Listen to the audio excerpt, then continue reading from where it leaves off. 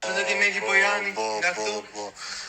Shiko, Megi Pojani ti bëj më shumë se vetëm një përshëndetje, po jo me ty. Jo me mua? Ja. Informacione nga jashtë. Informacione nga Po jo me jashtë. ty, po ti mund t'ja bësh ande, mund shkosh në banjë dhe t'ja bësh. Mund shkosh në banjë dhe t'ja bësh, për shumë nga dhoma ande dhe t'ja bësh. Kristi.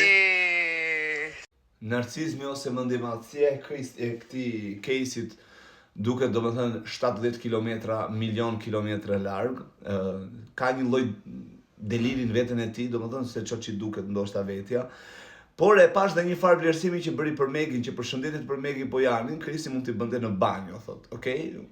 Aq vlerë pas ka Megi për case'in, sa që Kristi duhet shkojë në banjo t'i bëj përshëndetje Megit. Por ajo që mua më shpif është mendjemadhësia e case'it, që nuk e prisja që është e vërteta, se le themi në një farë mënyrë që ka treguar ndonjëherë karakter, edhe pse ka treguar më shumë narcizëm në përputhen, edhe sidomos në marrëdhënien që pati me Stelinën, gjë që Stelina e presim në fundet javën tjetër.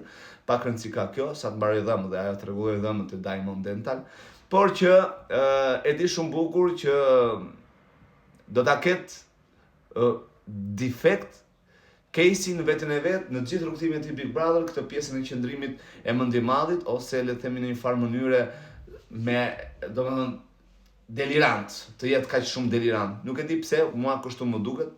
Shpresojmë që Casey ta ndryshojë rrugën, domethënë, akoma se është dita e parë dhe normale duhet të kapet patjetër me situata, të ketë një banor që mund të lozi aty të kapet, dhe një ndër ata që ndoshta prodhon kontent kundrejt lojës që ai dëshiron, është normale që është Kristi dhe jo me të tjerë, se mos harrojmë që është një që ka ardhur nga jashtë dhe e di shumë bukur se kush është për shembull lojtari më potencial për momentin aty brenda në Big Brother.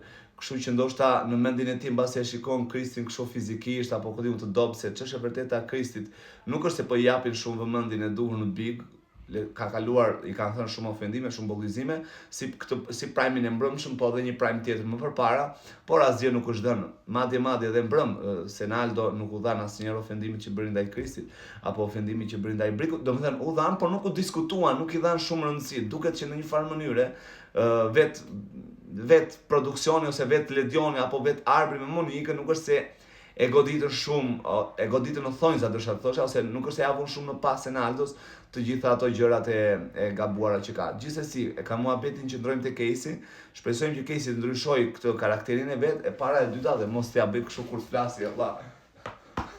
se çfarë më kujton dika. se dikush i ja bënte kështu kur fliste. Nëse, hajde, do të hartojmë me ju.